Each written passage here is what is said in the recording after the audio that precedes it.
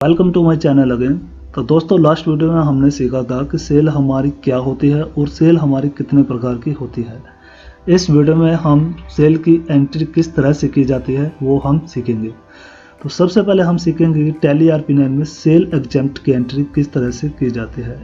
Cell exempt यानी कि वो सेल जिस पर हमारा कोई टैक्स नहीं लगता और जो एक ही राज्य में सेल की जाती है। तो सेल की एंट्री करने के लिए सबसे पहले हम अपने कंपनी को ओपन करेंगे और जाएंगे अकाउंटिंग वाउचर पे, जिसका शॉर्टकट है वी। अकाउंटिंग वाउचर पर जाने के बाद आप हमारा जो इंटरफेस खुल रहा है वो परचेज का खुल रहा है, जो कि हमने अपने पिछले चैप्टर में परचेज की एंट्री करना सीख लिया है। क्योंकि अब हम सेल की एंट्री करेंगे तो राइट में आप देखोगे यहाँ पे F8 फंक्शन जो है वो हमारा सेल का फंक्शन है। तो सिंपली हम अपने कीबोर्ड से F8 प्रेस करेंगे और अब जो आप यहाँ पे देख सकते हो ये जो हमारी सेल का वाउचर ओपन हो गया है, यानी कि अब हम यहाँ पे सेल की एंट्री कर सकते हैं। तो सिंपली अगर आपका यहाँ पे नेम ऑफ आइटम नहीं आ रहा है, अगर आपका कुछ इस तरह से यहाँ पे दिखा रहा है, तो नेम ऑफ आइटम करने के लिए हम सिंपली आप यहाँ पे राइट में देख सकते हो आइटम इनवॉइस, एक आई के नीचे जो लाइन है इसका मतलब है ओल्ड आई।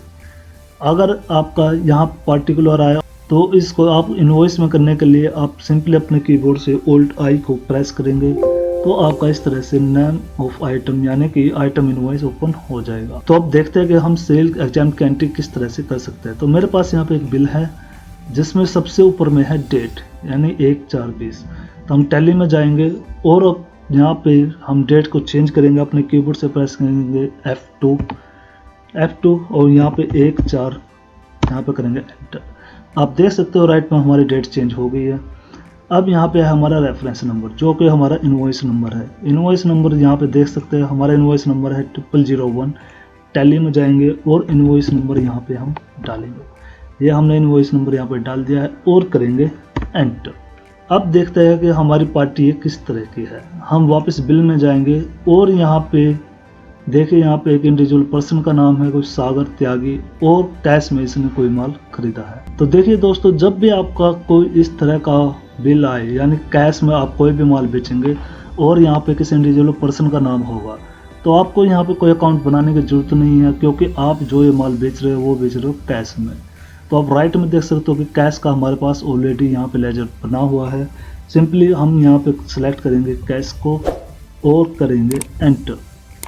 अब यहाँ पे जैसे आप एंटर करोगे तो आपको करना क्या है कि जो आपके बायर है यानी आप उस बायर की डिटेल यहाँ पे दे सकते हो। तो आप जैसे कि बिल में देख सकते हो कि हमारा जो बायर का नाम है वो है यहाँ पे सागर त्यागी। यहाँ पे हम उसका नाम डालेंगे ऊपर में, तो यहाँ पे डाल देते हैं और इसको दे रहे हैं हम कैश। तो इस तरह से आप यहाँ पे इसको कंप्लीट एड्रेस मेंशन कर सकते हो कि आपने कैश में दिया है तो किसको दिया है जैसे, और हम यहाँ पे डाल देते हैं इसका बिल। तो वापस बिल में जाएंगे, यहाँ पे इसका जो एड्रेस है वो यहाँ पे डाल देते हैं। तो चलिए मैं डाल देता हूँ।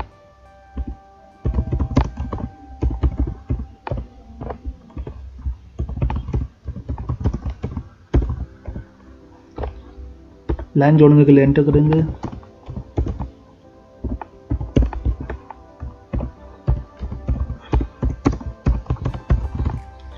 और करेंगे एंटर। तो आप देख सकते हो कि हमने यहाँ पे अपने पार्टी की डिटेल डाल दी है, यानी हम जिसको भी कैश में माल देंगे उसकी डिटेल हम यहाँ पे डाल सकते हैं। देन करेंगे हम एंटर। कंट्री इसकी इंडिया ही है। अब हम देखेंगे कि इसकी कौन सी स्टेट है। अब देखिए यहाँ पे जो स्टेट है ये हमारी हरियाणा से ही है, तो यहाँ पे हरियाणा ही सिलेक्ट करेंगे और करेंगे एंटर और एंटर करेंगे। अब यहाँ पे आपको 4 ऑप्शन मिल जाएंगे, यानी ये किस तरह की हमारी कंपनी है या फर्म है या हमारा कंज्यूमर है।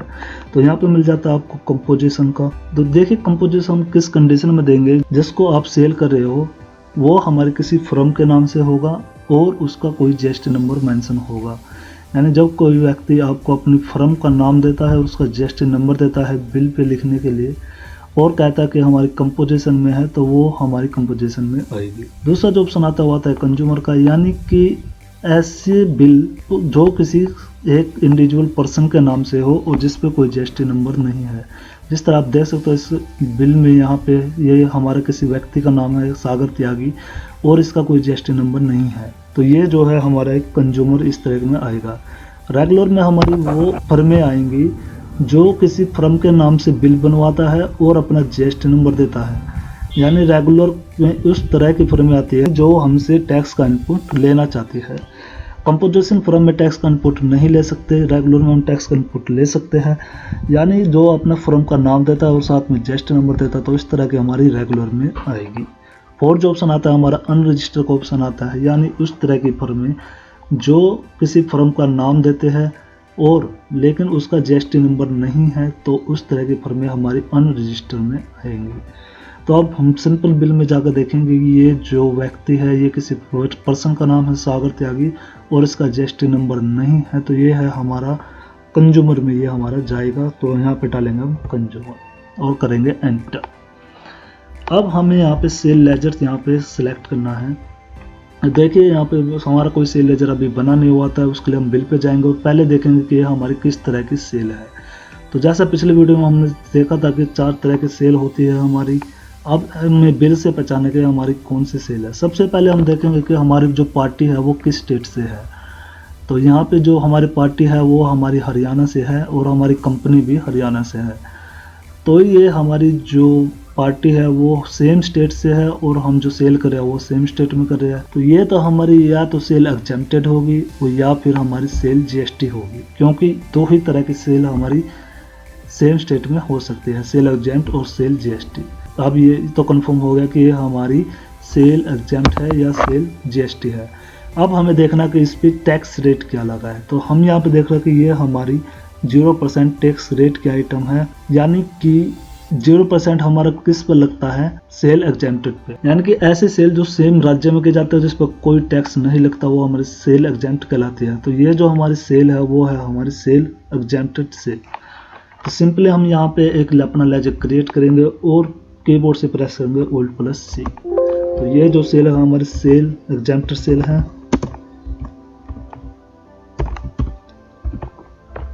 अब करेंगे एंटर। अब हमें इसके लिए एक ग्रुप सेलेक्ट करना है, क्योंकि जो भी हम लेजर बनाते हैं उनको हमें किसी ग्रुप में डालना होता है। तो दोस्तों जिस तरह से हमारा purchase exempt, purchase GST, purchase interstate exempt और परचेज आईजीएसटी, परचेज का हम जितने भी ग्रुप बनाते हैं वो हमारे परचेज में आते थे, इसी तरह से हमारे sale exempt, sale GST, sale interstate exempt और सेल आईजीएसटी भी हमारी सेल के जितने भी हमारे लेजर बनेंगे वो हमारे आएंगे सेल ग्रुप में। तो यहाँ पे हम सेलेक्ट करेंगे सेल के, यहाँ सिंपल SA टाइप करेंगे।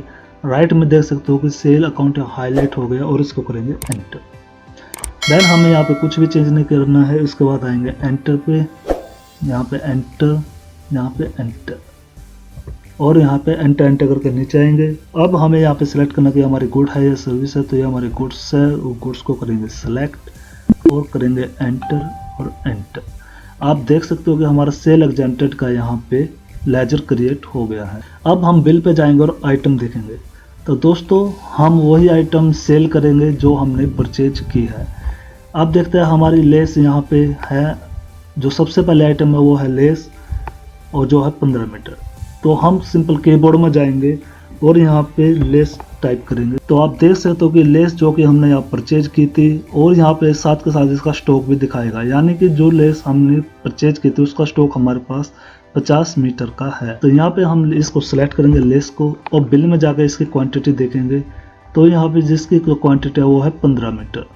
यहाँ पे हम डालेंगे 15 और ये अपने आप इसकी यूनिट भी ले लेगा, क्योंकि हमने जो परचेज के टाइम बनाई थी वो ही यहाँ पे उठाएगा। इसका जो रेट है यहाँ पे वो है 195 का रेट है। तो यहाँ पे हम सेलेक्ट कर लेंगे 195 और करेंगे एंटर। तो यहाँ पे अमाउंट आ जाएगा और नेक्स्ट लाइन में जाने के लिए फिर करेंगे हम एंटर। अब हम चेक करेंगे हमारे पास और कौन सा आइटम है। वापस हम बिल में जाएंगे और यहाँ पे देखिए हमारे पास एक फैब्रिक का जो आइटम है 0% रेट है और यहाँ पे टैली में जाएंगे और यहाँ पे करेंगे फैब्रिक। अब देखिए फैब्रिक हमारे पास यहाँ पे है जिसका स्टॉक है 90 kg। यहाँ पे हम इसको एंटर करेंगे। बिल में क्वांटिटी चेक करेंगे, 20 kg है, 280 के हमारी आइटम है। तो यहाँ पे हम ले लेंगे 20 kg और 280 की आइटम। अब यहाँ पे अमाउंट आएगा। अगर आपकी और भी कोई आइटम है तो एंटर करके नेक्स्ट लाइन में आप आ सकते हो। अगर आपके पास और कोई आइटम नहीं है देन आप एंटर करोगे। अब देखते हैं कि इस पर हमारा टैक्स रेट क्या है। तो यहाँ पे जाएंगे और ये हमारी 0% टैक्स रेट की आइटम है। तो देखिए दोस्तों, सेल एग्जाम पे हमारा कोई टैक्स नहीं लगता है। अगर आप गलती से इस पर कोई टैक्स लगाते पे, मान लो इस पर मैं CGST लगाता हूँ और करता हूँ एंटर, तो यहाँ पे ये कोई भी टैक्स कैलकुलेट नहीं करेगा, क्योंकि जब हमने ये आइटम क्रिएट करके मैं आपको दिखा देता हूँ। मान लो हम फैब्रिक पे जाते हैं और चेक करने के लिए कंट्रोल एंटर करेंगे। कंट्रोल एंटर करने के बाद हम यहाँ पे सेट GST डिटेल पे आएंगे और यहाँ पे यस करके देखेंगे। तो जब हमने आइटम क्रिएट की तो ये हमारी जो आइटम थी वो 0% की आइटम थी, यानी कि इस पर हमारा किसी प्रकार का कोई भी टैक्स नहीं लगता। वापस एस्केप करके बैक जाएंगे, हम एंटर करके नीचे जाएंगे और यहाँ पे कर देंगे इसको एंड ऑफ लिस्ट, यानी कि यहाँ पे आगे कुछ नहीं है, और कर देंगे एंटर। यहाँ पे आप कुछ भी नरेशन डाल सकते हो और कर देंगे हम एंटर। तो दोस्तों इस तरह से हमारी एक एंट्री यहाँ पे कंप्लीट हो गई है। चलिए एक एंट्री और हम करके देख लेते हैं। हमारे पास जो नेक्स्ट बिल है वो ये है, यहाँ पे 2/5/19 की यहाँ पे एक डेट है। तो वापस इस पे जाएंगे, राइट में हम डेट चेक करेंगे सबसे पहले बिल पे, और चेंज करने के लिए कीबोर्ड से प्रेस करेंगे F2। तो यहाँ पे 2/5 की डेट है, एंटर कर देता हूँ। देन हम चेक करेंगे अपना बिल नंबर क्या है। ये जो बिल नंबर है हमारा 02 है 2, और यहाँ पे देखेंगे हमने किस तरह की ये सेल की है। तो यहाँ पे आप देख सकते हो कि मनोज कुमार एक व्यक्ति का नाम है और इसका कोई भी GST नंबर नहीं है। देखिए दोस्तों, सबसे पहले जो एंट्री की थी हमने कैश की थी, उसके सामने जो व्यक्ति का नाम लिखा हुआ था उसके सामने लिखा हुआ था कैश। अब हम देख रहे हैं कि इस बिल में व्यक्ति का नाम तो लिखा है, लेकिन यहाँ पे इसके सामने कैश नहीं लिखा है। इसका मतलब ये है कि ये जो सेल है हमारी वो उधार में की हुई सेल है। अगर ये कैश की सेल होती तो उसके सामने लिखा होता कैश। तो सिंपली हम मनोज कुमार का एक लेजर क्रिएट करेंगे, वापस टैली में जाएंगे और यहाँ पे Alt+C कीबोर्ड से प्रेस करेंगे। यहाँ पे करेंगे मनोज कुमार और करेंगे एंटर। अब जैसे दोस्तों आपको पता है कि किसी भी लेजर के लिए हमें एक ग्रुप देना बहुत ज़रूरी होता है। तो यहाँ पे जिस भी व्यक्ति को हम कोई भी सेल करते हैं, यानी हम किसी को माल बेचते हैं, तो वो हमारा देनदार होता है।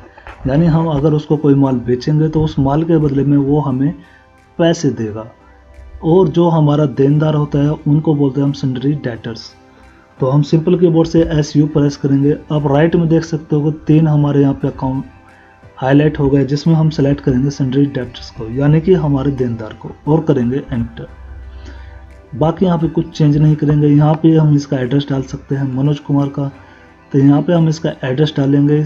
चलिए एड्रेस डाल देता हूँ।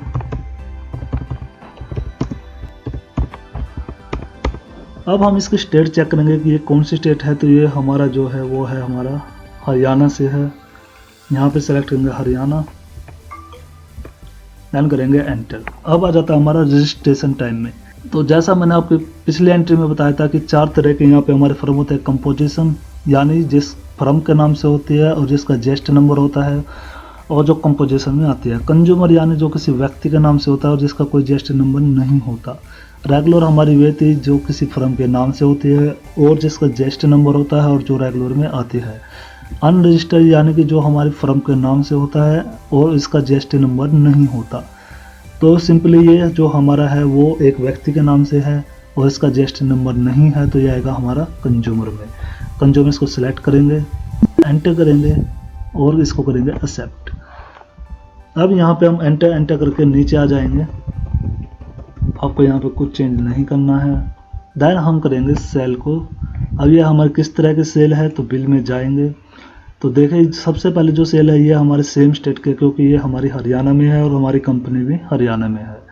अब जो इसका जो टैक्स रेट है वो 0% है, यानी इस पर किसी तरह का कोई टैक्स नहीं लगता। तो इस तरह की सेल जो हमारी सेम स्टेट में होती है और जिस पर कोई टैक्स नहीं लगता, वो हमारी सेल एग्जैम्प्ट कहलाती है। वापस टैली में जाएंगे। राइट में आप देख सकते हो सेल एग्जैम्प्ट का ऑलरेडी यहाँ पे अकाउंट बना हुआ, तो इसको करेंगे हम सिलेक्ट, एंटर करेंगे। अब यहाँ पे बिल में जाएंगे और करेंगे एंट्री को चेक। तो सबसे पहले जो हमारे आइटम है थ्रेड AS12 है। टैली में जाएंगे, यहाँ पे सबसे पहले थ्रेड TH प्रेस करेंगे और राइट में देख सकते हो हमारा हाईलाइट हो गया है, जिसका स्टॉक दिखा रहा है 25 पीस। इसको हम एंटर करके सिलेक्ट करेंगे। वापस बिल में जाएंगे और क्वांटिटी है हमारी 5 पीस है और रेट है 320 रुपया। यहाँ पे क्वांटिटी डालेंगे, रेट हमारा 320 और करेंगे एंटर। नेक्स्ट आइटम पे जाने के लिए हम दोबारा एंटर करेंगे और बिल में जाकर देखेंगे नेक्स्ट आइटम हमारी लूज फैब्रिक। वापस जाएंगे टैली में और लूज फैब्रिक यहाँ पे LW स्टार्टिंग का वर्ड आपने लिखना है, बाकी आप हाईलाइट हो जाएगा। तो लूज फैब्रिक हमारा 32 kg स्टॉक ऑलरेडी है। एंटर करके सिलेक्ट करेंगे। 32 kg में से हमने जो बेचा है वो अभी 12 kg बेचा है, 495 में बेचा है। यहाँ पे 12 kg है और 495 एंटर करेंगे। अगर आपके पास और भी कोई आइटम है तो एंटर करके नेक्स्ट लाइन में जाएंगे, नहीं तो फिर एंटर करके हमें जो टोटल है उसके नीचे आ जाएंगे। अब वापस बिल में जाएंगे क्योंकि ये हमारी 0% की सेल है और इस पर कोई भी टैक्स नहीं लगेगा, इसलिए ये एंट्री हमारी यहाँ पे कंप्लीट हो जाएगी। यहाँ पे अमाउंट टोटल टैली कर लेंगे हम 7540 है। एंटर करके हम वापस और इसको करेंगे कंप्लीट। तो दोस्तों इस वीडियो में हमने सीख लिया है कि कैश में जब कोई माल लेके जाता है या हम कैश में कोई सेल करते हैं तो उसकी एंट्री किस तरह से की जाती है, और उधार में जब कोई माल लेके जाता है तो उस तरह की उसकी एंट्री किस तरह से की जाती है, और सेल एग्जाम्प्ट की एंट्री टैली RP9 में किस तरह से की जाती है। आई होप आप समझ गए होंगे कि सेल एग्जाम्प्ट की एंट्री किस तरह से होती है। नेक्स्ट वीडियो में हम सीखेंगे कि टैली RP9 में सेल GST की एंट्री किस तरह से की जाती है। मिलते हैं नेक्स्ट वीडियो में, तब तक के लिए thank you, take care, bye bye.